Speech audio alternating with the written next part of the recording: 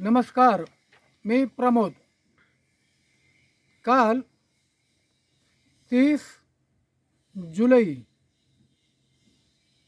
हा दिवस संपूर्ण जगात जागतिक मानव दुरुपयोग व्यापार दिन म्हणून साजरा केला गेला. त्याचाच एक भाग म्हणून आम्ही काल सोलापूर आणि रत्नागिरी रेल्वे विभागाच्या सहकार्याने आणि महिला व बालकल्याण विभाग तसेच पोलीस विभाग आणि रेल्वे डिपार्टमेंटचे पोलीस बल यांच्या संयुक्त विद्यमानाने सोलापूरमध्ये आणि रत्नागिरीमध्ये काल हा दिवस साजरा केला. तो दिवस साजरा करत असताना काही तज्ज्ञ लोकांच्या मार्गदर्शनातून काही गोष्टी समोर आल्या. एका तज्ज्ञाने उदाहरण दिलं, सोलापूरमध्ये असे काही कुटुंब, असे काही महिला आहेत की सकाळी 9 वाजता ती 2 वर्षाचं मूल भाड्याने घ्यायचं 5 वाजेपर्यंत आणि त्या घरच्याला 500 रुपये द्यायचे. मग ती महिला त्या मुलाला घेऊन भीक मागती, हे आजारी आहे, अमुक आहे, तमुक आहे. म्हणजे लहान मुलाचा भिक्षेकरी किंवा भीक मागण्यासाठी अशा पद्धतीने मुलं भाड्याने देण्याची एक प्रथा मला नवीन ऐकायला मिळालेली आहे. दुसरी एक प्रथा अकोला जिल्ह्यामधला वर्तमानपत्रामधली बातमी. त्या ठिकाणी एका बापाने 13-14 वर्षाच्या मुलाला 10,000 रुपयाला एका धनगराला विकलं 2 महिन्यासाठी त्याला भाड्याने दिलं. म्हणजे तिथं कामाला, म्हणजे आपण त्याला कामाला लावलं म्हणतो. आणि मग त्या 2 महिन्यासाठी 10,000 रुपये बापाने घेतले आणि त्या धनगराच्या जवळजवळ 10,000 मेंढ्या त्या मुलाने एकट्याने सांभाळायच्या. अरे किती मोठं हे अन्याय आहे, किती मोठी पिळवणूक आहे. इतकी मेंढरं एवढ्या लहान मुलाला सांभाळणं शक्यच नाही. त्यांच्या घरचे असताना थोडीफार मदत करायला, परंतु पळ इकडं पळ तिकडं.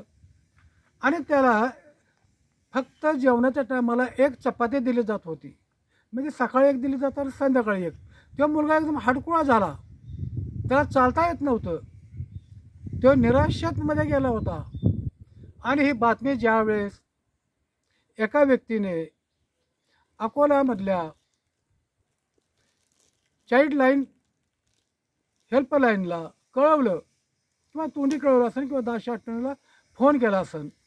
मग त्या हेल्पलाईनने पुन्हा पोलीस डिपार्टमेंटच्या माध्यमातून त्या ठिकाणी जाऊन तो मुलगा ताब्यात घेतला. त्याच्या वडिलांना बोलवलं आणि त्या धनगरांच्या मालकाला बोलवलं आणि पुन्हा त्याच्यावर कायदेशीर कारवाई झालेली आहे. हे एक दुसरं. तिसरी एक घटना मला अशी समजली पुणे जिल्ह्यामधली की अशा धनगर जे मेंढरं सांभाळतात ते दुसऱ्याचे आदिवासी मुलं वर्षासाठी 15-20 हजार रुपये देऊन मेंढरं सांभाळण्यासाठी घेतात. म्हणजे बालकामगार, लहान वयातली 14-15 वर्षाची मुलं,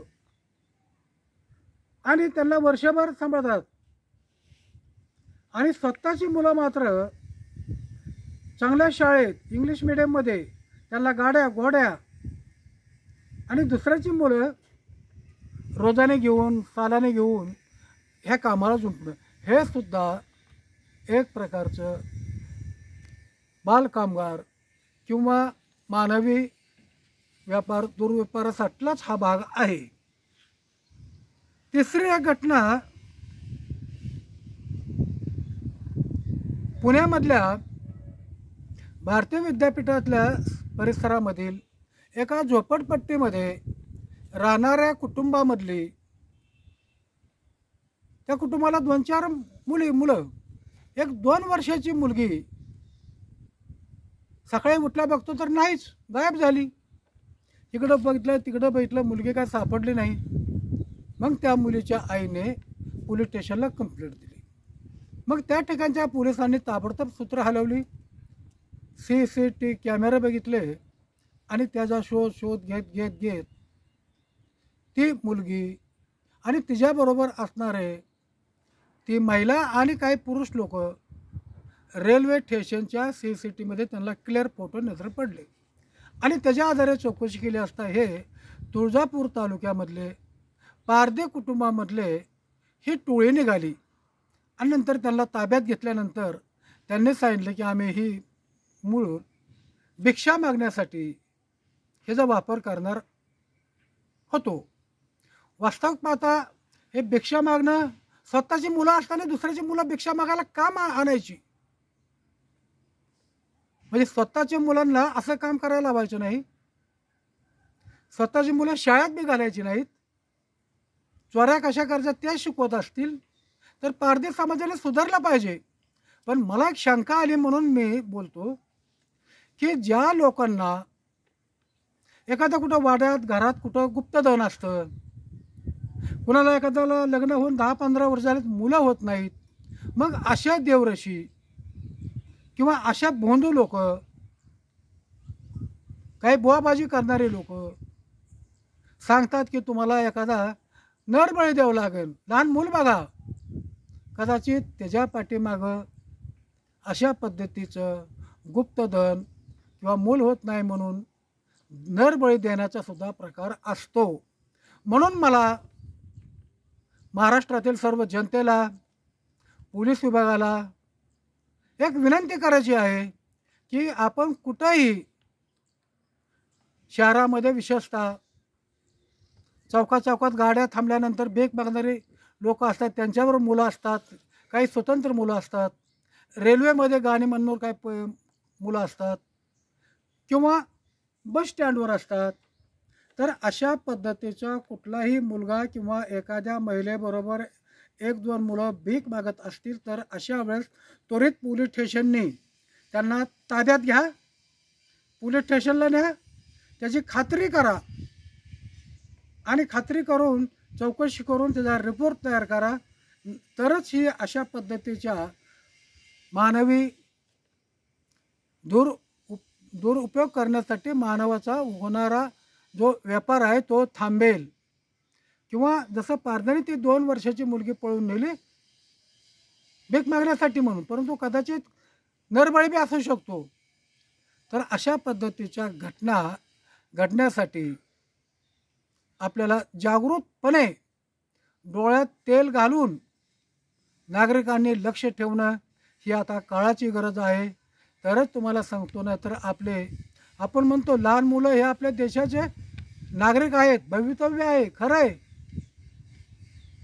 तर हे आपलं जपणं, त्यांचं संरक्षण करणं, त्यांना शिक्षण देणं, त्यांना चांगला नागरिक घडवणं हे आपल्या लोकशाहीचे कर्तव्य आहे. लोकशाही म्हणजे तर कोण? तुम्ही आम्हीच, प्रशासन, माणसं, पुढारी, नेते. तर आता आपण एकदा लक्ष देऊन अशा प्रथा बंद करण्यासाठी लक्ष देणे काळाची गरज आहे. आपणाला हा व्हिडिओ आवडल्यास आपण त्याला सबस्क्राईब करा, शेअर करा आणि तुमच्या काय प्रतिक्रिया असतील तर जरूर खाली लिहा. धन्यवाद.